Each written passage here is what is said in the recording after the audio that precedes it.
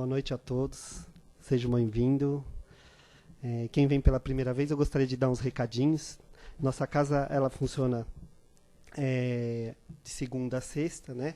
Temos palestra, plantão e passes. À noite, geralmente às 20 horas, começam as palestras e os passes. Quem quiser chegar um pouquinho antes, está conhecendo melhor a casa, passar pelo plantão, tem sempre um plantonista aqui. Além de conhecer um pouco mais a doutrina, conhece as atividades da casa. Tá? Aos domingos, às 10 da manhã, tem evangelização infantil. Quarta-feira aqui não tem à noite, é só à tarde. Tá? Começa às 14 horas, no sábado, às 15 horas. Ok?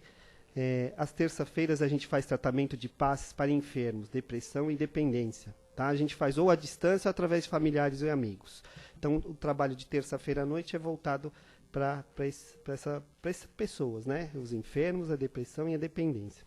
A sexta-feira, às 8 da noite, a gente tem palestra e passe também, só que é um grupo de atendimento para apoio de dependentes químicos e familiares. Então, quem conhecer algumas pessoas que estão nesse momento passando por algum tipo de problema de dependência química, temos palestras aqui às 20 horas das sextas-feiras. Tá?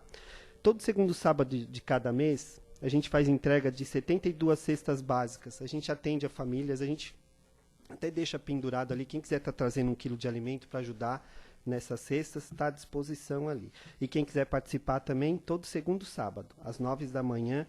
É um trabalho muito importante, né? Somente da casa aqui. A gente está sempre precisando de pessoas para ajudar a distribuir essas cestas. Essas pessoas que vêm receber as cestas aqui, a gente vai até a da casa delas, conhecer realmente a situação. Fazemos um cadastro e durante 2 anos, né, Caetano? 2 anos direto, a gente doa essas cestas básicas aí com a ajuda de todo mundo. E também aos sábados, às 17 horas, tem uma equipe aqui que entrega lanche. Ali na região do Tietê, ali do Carandiru, a gente prepara os lanches também. Em época de frio a gente faz sopa, a gente faz leite quente, chocolate. Então é um trabalho que a gente fala que é para ajudar as pessoas, mas no fundo acaba ajudando a gente, né? Eu faço bastante isso. Quem quiser participar, estamos sempre aí, tá bom? E aí, quem quiser visitar no nosso site também, tem a casadocaminhosantana.com.br. Lá tem todas as palestras que vocês não conseguiram ver aqui, é só clicar lá e assistir, tá bom? Queria então aproveitar esse momento que conseguimos chegar aqui, né? Se a gente puder fechar nossos olhos um pouquinho, que a gente aproveite a oportunidade, que estamos nessa casa de caridade, de amor, que possamos agora fazer um contato com Jesus, contato com nosso Pai, contato com o nosso interior, que possamos, através da sua misericórdia, do seu amor, receber o alimento necessário que aqui viemos buscar, seja o alimento para o nosso espírito, para a nossa matéria, seja o entendimento, ou seja, que possamos, Pai, sair um pouquinho melhor do que aqui chegamos. Que ainda, Pai, esse irmão que veio aqui nos brindar com essas palavras, que ele possa ser feliz na sua colocação, que a sua misericórdia, o seu amor, essas palavras possam atingir, Pai, dentro do nosso ser. Quem sabe plantar uma sementinha que a gente possa regá-la com fé, com amor, com sabedoria, e essa sementinha virar uma árvore e ter frutos maravilhosos, Senhor. Que assim seja. Então, aproveitando, hoje o tema da nossa palestra é A Família na Visão Espírita, é o tema, tá? Ele é baseado no livro Nosso Lar. E o nosso amigo que vai hoje nos brindar com é o Marcelo Moraes. Marcelo, seja bem-vindo.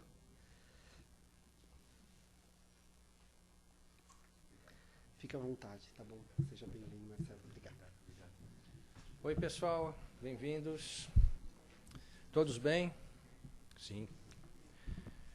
A nossa conversa de hoje é bem interessante. É um tema muito atual, que é a família. A gente vai olhar a família na visão espírita.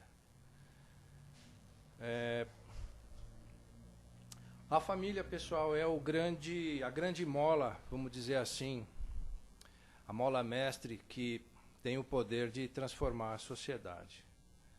Sem a família não existiria ou não existirá uma sociedade coerente, uma sociedade organizada, uma sociedade que possa produzir e que possa dar morada, dar abrigo aos cidadãos.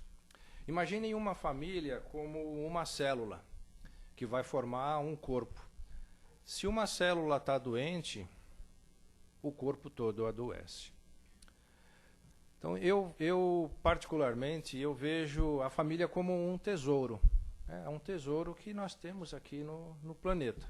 E cabe a cada um de nós, que viemos de uma família, zelar pela família futura. Uma grande pergunta é, o que é uma família? O que é uma família? Na visão espírita existem duas formas ou duas maneiras de visualizar a família. A primeira família é a nossa família biológica, fisiológica, genética, a nossa família corporal. Aquela em que nós herdamos as heranças genéticas dos nossos antepassados, os nossos avós, os nossos pais, e vamos passar isso para os nossos filhos. A família corporal, a família biológica. Mas a família está muito além disso, é muito mais que isso. Existe a nossa família celestial, a nossa família espiritual. A humanidade é uma grande família. Se nós somos filhos de Deus, somos irmãos. Se somos irmãos, somos uma grande família. Mas a verdade é que a nossa família espiritual, que está lá na pátria espiritual, e alguns de nós ainda têm o privilégio de poder se relacionar e se corresponder com eles ainda na forma corporal, encarnados, a nossa família espiritual ela é vinculada ou atraída ou formada ou constituída pelos nossos anseios, pelos nossos pensamentos, pelos nossos afins, enfim, pelos nossos objetivos, pelas nossas vibrações. Nós nos relacionamos espiritualmente com aqueles irmãos que estão na mesma vibração que nós, que têm o mesmo objetivo evolutivo, que têm o mesmo anseio de crescer e se desenvolver. Mas bem, isso está lá no plano espiritual. E nós temos as nossas dívidas, se assim posso dizer, as nossas missões, as nossas tarefas, o nosso trabalho aqui no plano material, aqui no planeta Terra. E acreditem, quando nós decidimos encarnar, existe um consentimento do nosso pai, da nossa mãe e de nós mesmos, num planejamento lá na pátria espiritual. Então, o nosso pai e a nossa mãe estão em comum acordo conosco. Então, eles nos recebem e aqui se constitui, então, a família corporal, biológica, genética. Não necessariamente esse pai e essa mãe que nos abraça está ligado ou vinculada diretamente à nossa família espiritual. A família corporal é uma grande oportunidade que cada um de nós tem para nos reajustarmos. Às vezes a gente escuta falar que na nossa família, tirando os cunhados, é claro. Tá vendo como... Eu nem falei, nem terminei, todo mundo já sabe o que eu quero dizer. Pô, peraí, né, pessoal? O cunhado faz parte da família também.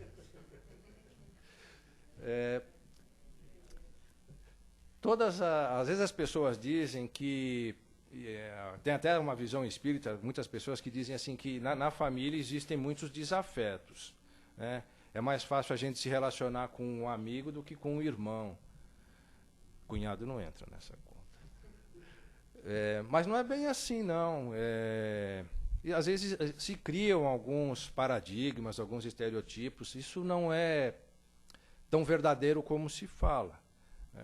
Existem muitas famílias, irmãos consanguíneos, que é a família biológica, que têm sim grandes vínculos e vão trabalhar, vão se unir, vão produzir juntos. O que existe muitas vezes, pessoal, é um descumprimento de algumas regras de conduta puramente social. Muitas vezes o egoísmo, a materialidade fala mais alto. Aqueles irmãos, eles estão afins, eles estão progredindo juntos, fazem parte da mesma família espiritual. mas o conflito material faz com que eles entrem em conflito, se dissolvam. A espiritualidade, muitas vezes, ela nos diz isso. Ela fala, não é o fato de você estar na família espiritual que não haverá conflito. Isso porque nós ainda somos espíritos no estado de evolução. Estamos aprendendo. Mas muito bem, de onde vem então essa tal família? Se a gente olhar, há uma evolução gigantesca e extraordinária na linha do tempo. Se a gente olhar a família consanguínea, né? A família biológica. Se a gente olhar no tempo dos primatas, do homem da caverna, a família, o relacionamento, se a gente pode assim dizer ou observar, era muito parecido com o relacionamento dos animais. Existia uma atração entre o macho e a fêmea puramente instintivo. Então, o macho, para constituir a tribo dele, ele tinha várias fêmeas. E progredia, procriava, e as fêmeas cuidavam, então, da sua prole. Muito parecido hoje com os leões, né? Você tem um leão, existem as fêmeas, quando há o nascimento dos filhotes, as fêmeas cuidam dos filhotes, enquanto que o leão fica na folga, né? Que é a fêmea que sai para a caça também. Então, no mundo primitivo, nós nos relacionávamos dessa forma. O que gritava era o instinto. Então, a perpetuação da espécie. Com o passar dos anos, dos séculos, dos milênios, a gente chega, vamos dizer assim, no Império Romano, 4.000, 5.000 anos atrás. No Império Romano é que se tem aí as primeiras ideias de família. A família vem de uma palavra do latim, famulus. Famulus significa o escravo doméstico. Essa ideia de família, na verdade, era o clã. Existia um chefe, um monarca, enfim, um líder, e ao redor desse líder se criava uma família. A família era várias esposas que ele possuía, os filhos, os seus soldados, os seus servos, os seus escravos. E aquilo então era um clã, era a família. E o tempo foi passando, e a sociedade foi se desenvolvendo, e foi progredindo. Quando a gente chega no cristianismo, olha que coisa interessante. Então a gente vinha lá do Império Romano, onde tudo se vinculava ao redor de um chefe. Com o cristianismo é instituído um sacramento, o 7º sacramento, que é o sacramento do matrimônio. E a partir daquele momento, a família passa a ser a união de um homem e de uma mulher, pelo sacramento da igreja, que vão constituir aí uma família. Nós, do mundo ocidental, temos isso muito forte até os dias de hoje. Então, é o pai, a mãe, o homem e a mulher se casam, pai e mãe, vão ter os seus filhos. É a família que a gente vê hoje. Se a gente olhar da década de 50 para hoje, quanta transformação, né, pessoal? Eu venho de uma família de italianos, tanto para o lado do meu pai como para o lado da minha mãe. Vou citar alguns exemplos. Eu não estou fazendo uma viagem no passado, nem estou querendo ser saudosista, nem estou falando que lá era certo e agora é errado, nem o contrário disso. É só uma análise do tempo, de como que as coisas estão se desenvolvendo. Então, na minha família, na família lá dos italianos, por exemplo, nós crianças, quando éramos crianças, os piccolinos, não podíamos nos sentar na mesa com os adultos, nós éramos separados. Nós fazíamos a refeição muito antes deles, comíamos lá e depois nós íamos brincar. A gente tinha muito espaço para brincar, brincava com os primos, subia em árvore, empinava pipa. Não parece, mas eu já tenho 50 anos, tá, pessoal? Posso contar essas histórias para vocês. E era diferente. Ia no restaurante com o papai, senta aí, arroz, feijão, bife e batata. Senta aí e coma isso. Hoje não, hoje eu falo assim para minha filha, Liginha, onde é que você quer sentar, filha? Onde você quer sentar, querida? O que você quer comer? Não, come isso que o papai vai ficar contente. Não deixa o papai triste. Percebem a diferença? É diferente. Se é certo ou se é errado, não sei dizer. Eu só sei dizer que é bem diferente. Então, nessa passagem aí não muito distante, nesse passado não muito distante, se empenhava ou imperava a palavra do pai, né? Era a família gerada ou dirigida puramente patriarcal.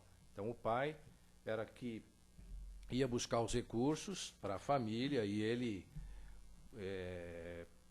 por essa busca, ele era o chefe de tudo. E a mulher, a esposa, a mãe, ela tinha já um grau diferente. Ela era mais submissa, mais, vou usar até uma palavra até pesada, serviçal de uma certa forma. E ela estava voltada, ela tinha sido até educada, a sociedade educava para isso, para que ela cuidasse dos filhos. Então, quando eu falo assim que eu, quando criança, tinha muito espaço para brincar e tudo, mas sempre com o olhar da mama.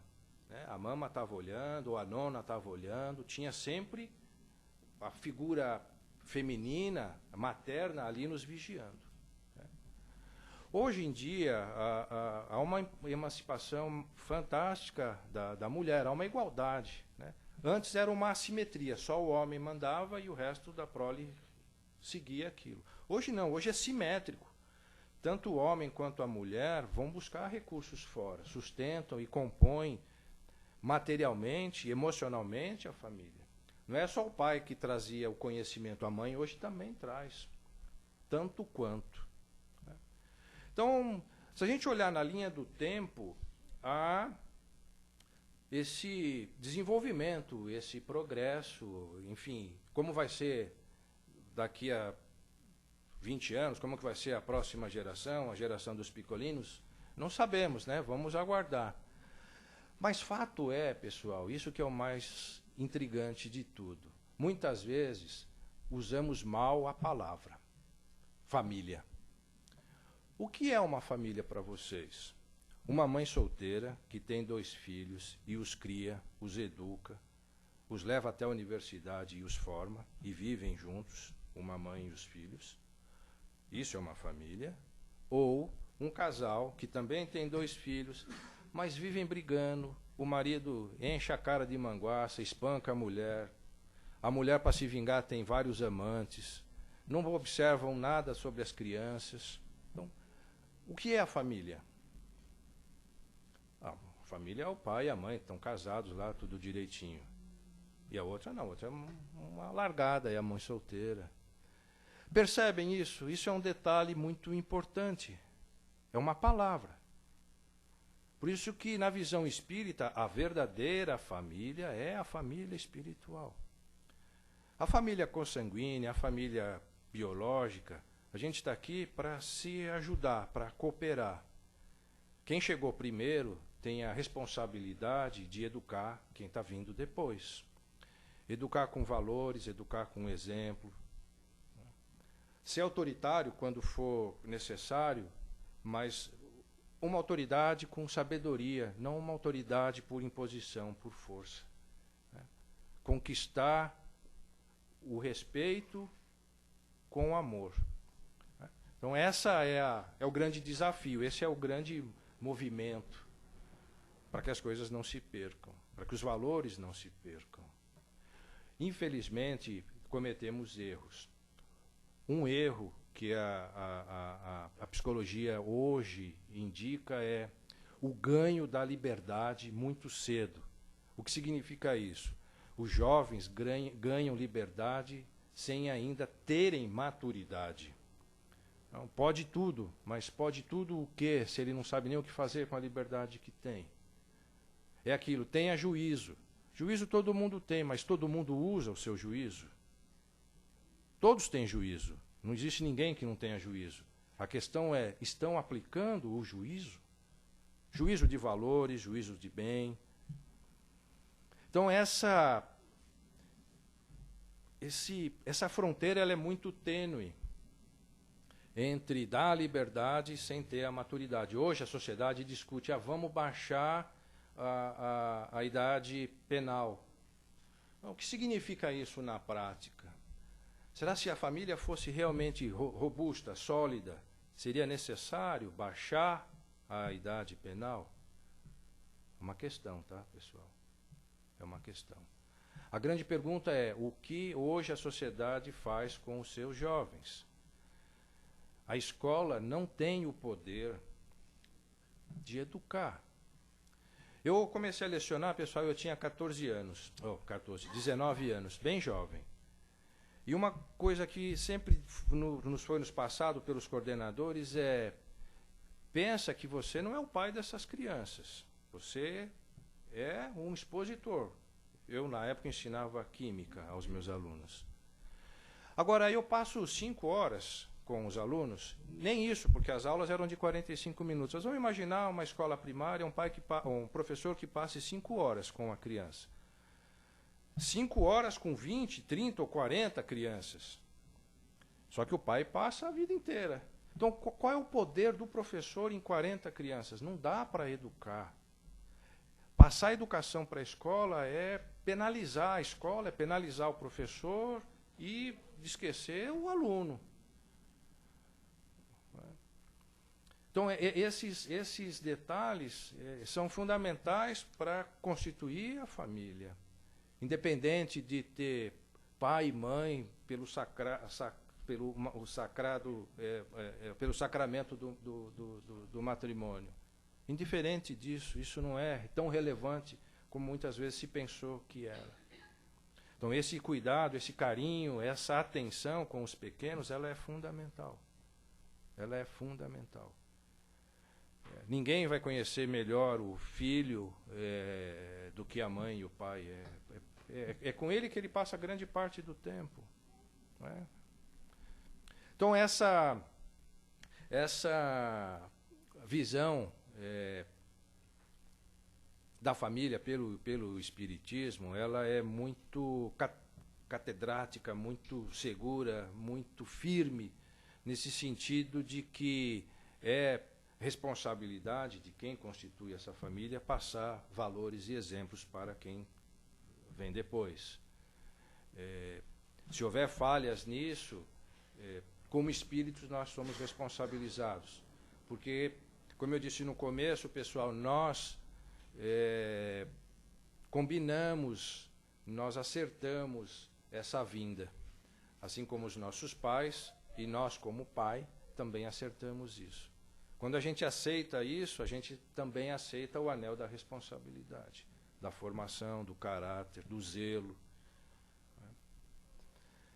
Então, observem que não é tão complicado ou tão complexo como muitas vezes a gente ouve falar, de que a família está em desuso, que está se deteriorando. Isso não é verdade.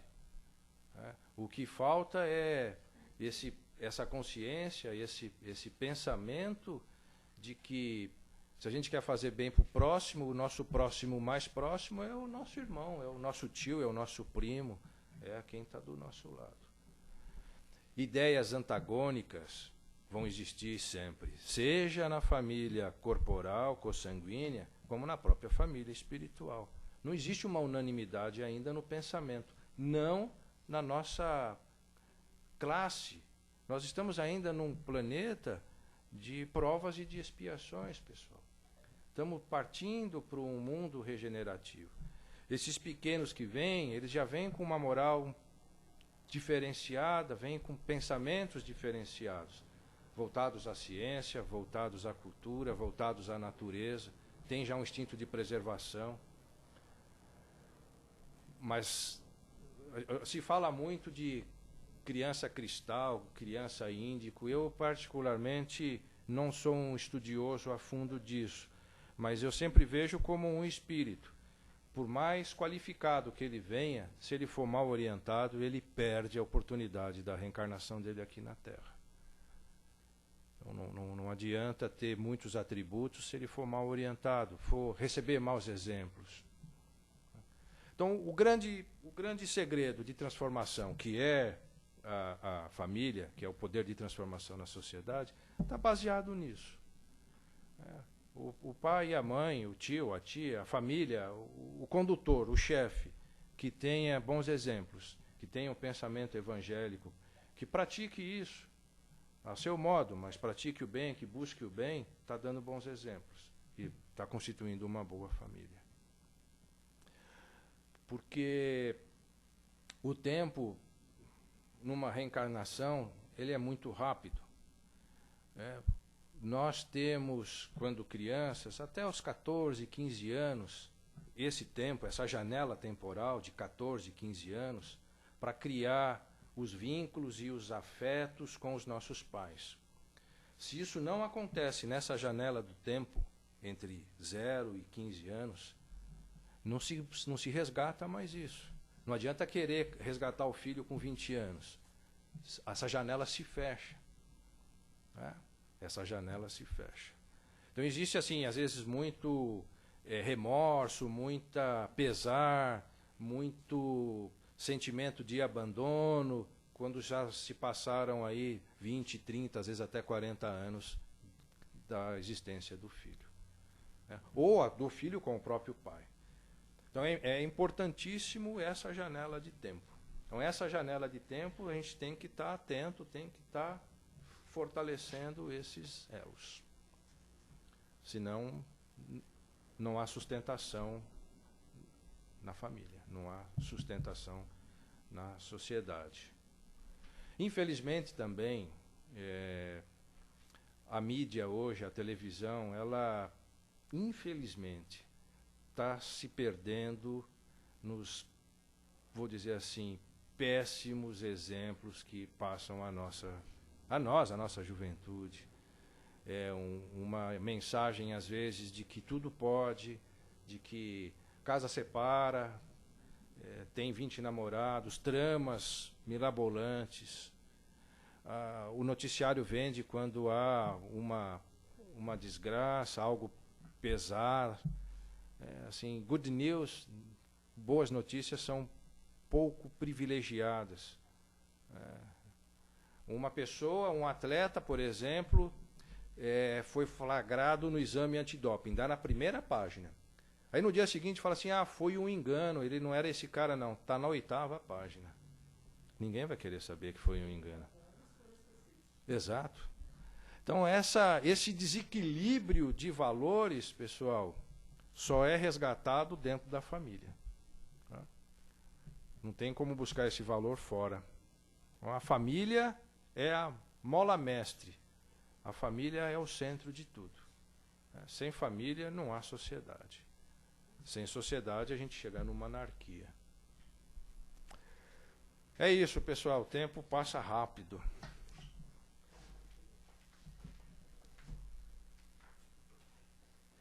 Né, Marcelo? Já são 20:09. Obrigado pela compreensão, viu? E obrigado a vocês pela paciência de me ouvirem. Você compreende a gente. Bom, nesse momento a gente abre para perguntas, né? Quem quiser fazer alguma pergunta, vamos lá, Adriana.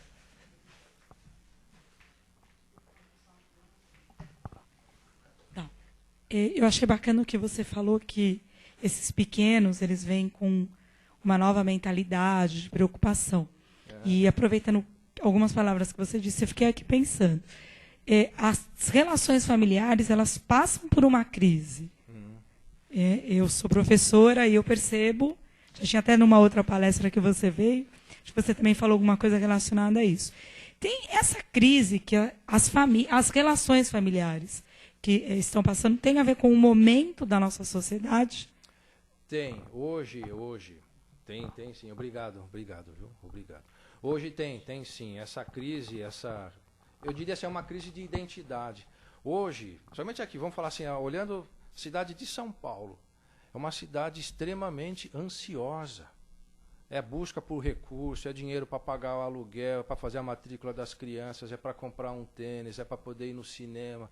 É uma busca, assim, incessante, angustiosa até. Então, essa ansiedade pela matéria é que leva um pouco a essa aflição que a gente sente e se generaliza, porque um vai passar isso para os outros.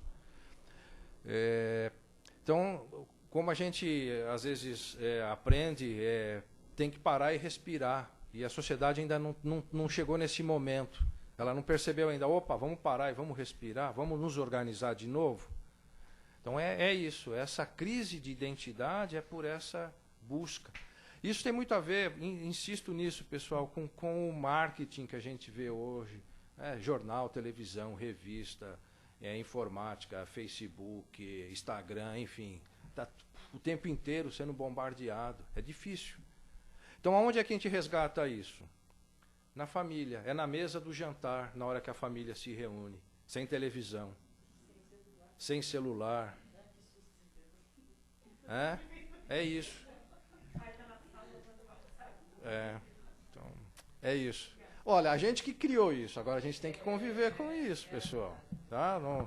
Isso não foi Deus que colocou, não, tá? Foi nós que criamos. Tem um lado bom, tem muita coisa boa, a gente só tem que saber usar. Uma enxada, ela pode servir para roça, pode servir para matar alguém, depende de quem está usando. Tá? Obrigado, viu? Boa noite a todos. Falando um pouquinho dessa parte da família, hoje a sociedade como é que está, a gente também sabe que hoje a gente tem famílias constituídas por 2 homens, 2 mulheres, né? Algumas com até mais amor que aquilo que você comentou, Perfeito. até na criação da... Eu queria saber um pouquinho mais da visão espírita sobre esse tipo de família. Então, a visão espírita, ela não separa homem e mulher, ou o homem que tem o desejo de ser mulher, ou a mulher que tem o desejo de ser homem. Ela não tem esse viés, ela não tem esse pré-julgamento ou essa análise. O que a visão espírita vê como família foi esse pequeno exemplo que eu tentei dar da mãe que é solteira e consegue, com todas as forças, passar os valores para os pequenos e criá-los como homens, como mulheres. Em compensação, a outra família, no poder da letra, pela regra, ser a família correta, o pai e a mãe casado, o sacramento do matrimônio e tudo mais, era só na teoria, porque na prática não tinha, era uma desunião total. Então, a espiritualidade, ela vê como irmandades, como fraternidades, pessoas querendo e fazendo bem umas às outras. Essa questão da tendência sexual ou da opção sexual, ela não está ligada diretamente à família. São outras questões que seria uma outra palestra, mas, enfim, respondendo diretamente, objetivamente a sua pergunta, não existe nenhum julgamento, nenhuma distinção, nenhuma contradição a isso. Olha os indivíduos como irmãos, se querem bem e se façam o bem. Tá? Fraternidade. Esse é o poder. Fraternidade é o amor. Boa noite. Oi, tem 3 pontos da palestra que eu tenho estudado muito, eu tenho lido muito a respeito. Primeiro, eu li um livro essa semana que ele falou, a Anália Franco, dá uma palestra na espiritualidade, e ela fala que muito da responsabilidade que nós temos hoje perante a sociedade, essa educação que está sendo criada hoje, é que nós, mulheres, viramos homens de saias. Que nós, mulheres, afoitas em buscar a igualdade com a masculinidade, esquecemos do ponto principal que a gente está hoje, que é a fraternidade, o laço, o vínculo, o cuidar, o educar. E que nós, sem querer, passamos para a escola, o dever da educação, passamos para as outras pessoas. E a gente está sentindo isso na sociedade, né? De uma forma ou de outra. E até ela falou que as próprias mulheres hoje estão se cobrando o voltar. Que nós vamos ter, de uma forma ou de outra, estamos já fazendo isso, voltando e tentando resgatar esse elo de mãe que a gente está perdendo, que a gente está deixando de ter. E aí é onde entra a mídia que você está falando. A mídia está educando. E aí a mídia não está educando, está deseducando. Porque enquanto você liga, eu dou exemplo até o próprio Jornal Nacional, por exemplo, 50 notícias é desgraça, é maldade, né? E uma notícia é boa. Precisa começar a inverter isso. 49 notícias de bons exemplos e uma de desgraça. Que se a gente consegue começar a se vincular nisso, na positividade, e não no negativismo como a gente está hoje, dentro do lar, sem ligar a TV muitas vezes na mesa, a gente consegue resgatar isso, né? Então, está errado isso? Eu te pergunto. Você acha que muito, né, a espiritualidade, o que diz, as mulheres realmente, né, a gente criou esse...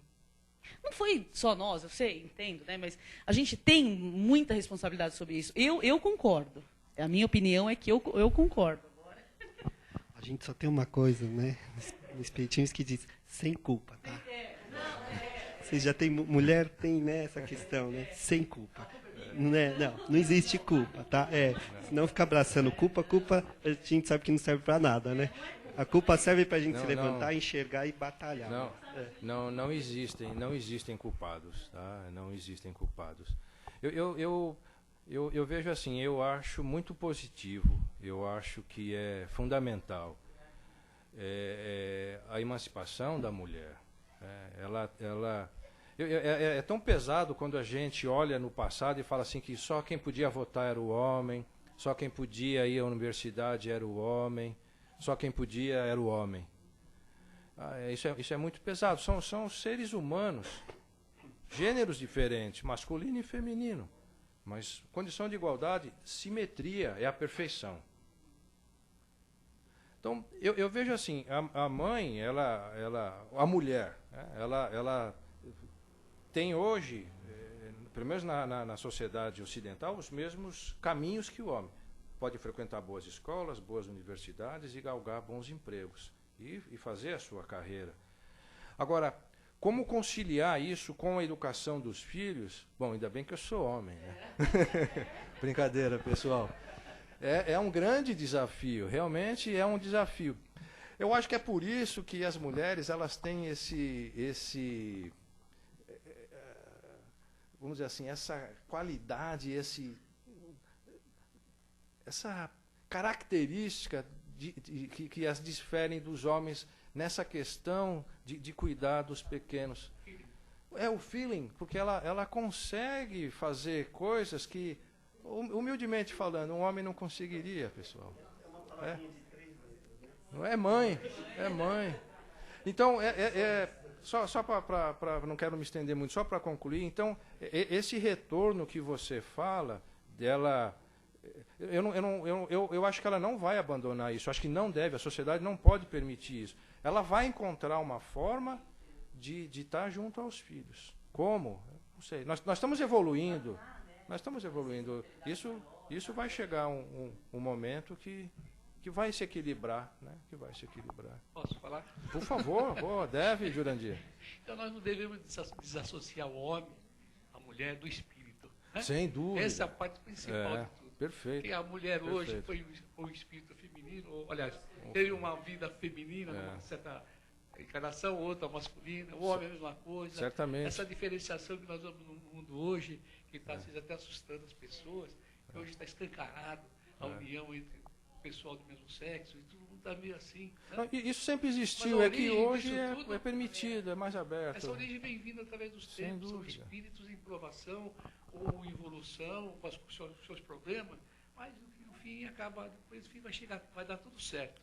Nós estamos ainda no mundo de prova expiatória. Exato, estamos caminhando para o mundo regenerativo. Eu tenho que pensar isso, porque a mulher muito embrutecida hoje, ela tem muito de masculino nela. Agora o espírito não tem sexo. Não, tem conhecimento. Ele está lá. Tem olha conhecimento. Aqui, Marcelo, agora você vai voltar lá, você vai ser... Ele tem conhecimento. A Marcela, vai ser a Marcela. Vai ser a Marcela. Ele tem conhecimento. Vai fazer outra experiência. É São verdade. experiências que nós temos. É verdade. A perfeição não se atinge sem as experiências. É verdade. Homem e mulher têm que passar pelas mesmas provas. É verdade. Marcelo, eu sei que nós estamos um pouquinho estourados, mas eu queria só colocar uma coisa, é uma parte mais espiritual, e aí eu falo sempre por mim, eu pergunto por mim, né? Assim, a gente está, às vezes, em algumas famílias que se torna muito pesado para a gente. Eu sei que existe um planejamento, eu sei que a gente está ali, e às vezes a gente tem vontade de largar tudo, né? E a gente fica, pô, como é que Deus vai encarar isso? Será que é pecado? Porque se torna muito pesado, né? Às vezes tem pessoas que são arrimos de família, os problemas acabam estourando em cima. O que você pode falar assim para a gente? Eu vejo isso assim, como o Emmanuel diz, né? A família é o grande laboratório, o cadinho que disciplina o espírito, que nos ajuda ao nosso desenvolvimento. E como eles mesmos dizem, é um momento, é uma oportunidade de reajuste. Muitas vezes a gente abandona uma missão na hora que ela está para concluir, porque é no momento, a missão vai se concluir naquele ápice, naquele momento de maior luta, de maior conflito, é ali, está prontinho, está maduro. Se a gente desiste, tem que voltar de novo a trabalhar isso. Então, eu vejo assim, duas coisas. Existe muito da nossa vontade material que polui um pouco ou desnorteia um pouco a razão espiritual das coisas. Então, como você falou, existem famílias que existem grandes conflitos. Às vezes esses conflitos são puramente por vícios que o indivíduo traz, o seu egoísmo, a sua inveja, o orgulho, as suas ambições materiais, enfim. Esses vícios é que atrapalham, atravancam, dificultam o desenvolvimento, o progresso ou a união daquela família. Então, não é por conflitos ou questões que a gente olha às vezes do passado ou coisas assim. Então, eles estão ali para um ajudar o outro na educação, na conquista de valores. E isso só vai acontecer para nós nessa condição de diferenças. Então, como que se conquista isso? Aonde que a gente chega a isso? É respeitando a individualidade do nosso irmão. Às vezes a gente quer que o nosso irmão seja perfeito, e sendo que nós mesmos não somos perfeitos. A gente quer que ele tenha atitude que nós mesmos não temos. A gente quer que ele faça coisas que nós também não fazemos. Então é isso, às vezes essa vibração ela prospera ou progride devido a isso. Aí falta um pouco de quem é espírita, de ter um pensamento de conciliamento, né? de se conciliar, de buscar o entendimento, de buscar o perdão, às vezes até de se manter em silêncio. Espírito cristão mesmo. Né? A palavra-chave é a fraternidade, né? É entender que aquilo é um momento. E se a gente está ali naquele núcleo, é porque existe uma razão. E essa razão tem que ser a evolução de cada um dos membros ali da família. Então não pode abandonar. Mesmo quando há a separação do casal, e hoje a gente vê muito isso, infelizmente, o pai e a mãe que se separam, eles não podem perder o foco que é a família, os filhos que eles tiveram. Eles têm que lutar com todas as forças para pelo menos se respeitarem. Esse é a grande chave. Ok, não existe mais amor, não existe mais nada, mas não pode prosperar o ódio. Eles têm que se respeitar, eles têm que buscar o respeito. É isso. Obrigado, Marcelo. Boa noite. Eu que agradeço vocês, uma boa semana, muita paz, que Jesus abençoe vocês. Coisas boas para assim vocês seja. todos. Obrigado, Marcelo. Obrigado.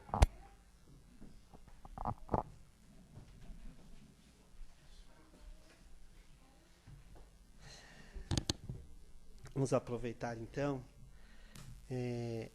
Eu gosto de informar sempre que, à medida que vocês estão aí, que nós estamos assistindo as palestras, né, o plano espiritual trabalha com a gente também. Né?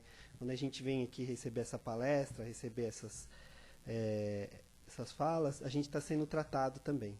Então a gente recebeu. E agora eu queria queria pedir para vocês que a gente possa distribuir um pouquinho disso que a gente recebeu. Que seja paz, que seja amor. Então é um momento que a gente vibra, tá bom? Então a gente fecha os nossos olhos, a gente faz uma comunhão com Deus, com Jesus, com o seu amor, com o seu coração, e que a gente, nessa forma de amor, nessa vontade de doar, nessa vontade de praticar a caridade, possamos vibrar por nossos amigos, por esses irmãos que se encontram em lugares hoje em guerras, sofrendo de todo tipo de atrocidade. Que essas pessoas, os dirigentes desse país, possam receber a luz de Jesus. Que a tua misericórdia, Pai, possa amparar essas pessoas que necessitam nesse momento de paz, de amor, às vezes até de um alimento, Senhor. Que possamos vibrar ainda essas pessoas que estão doentes nos hospitais, com doenças graves, com doenças, quem sabe, Jesus, que nem tem a cura.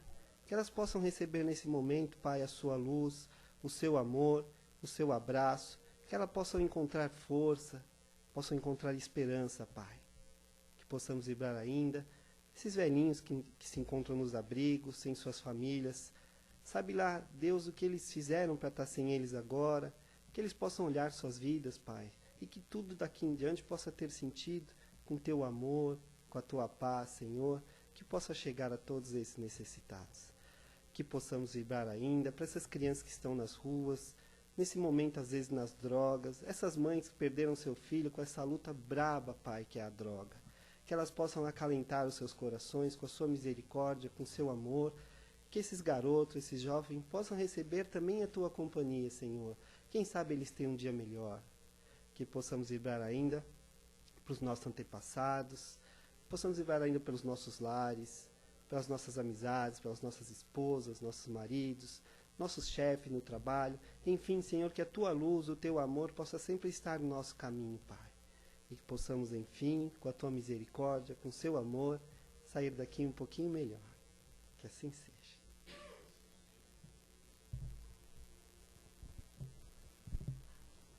Agora nós vamos passar para os passos, tá? Só aguardar um pouquinho, por favor. Obrigado.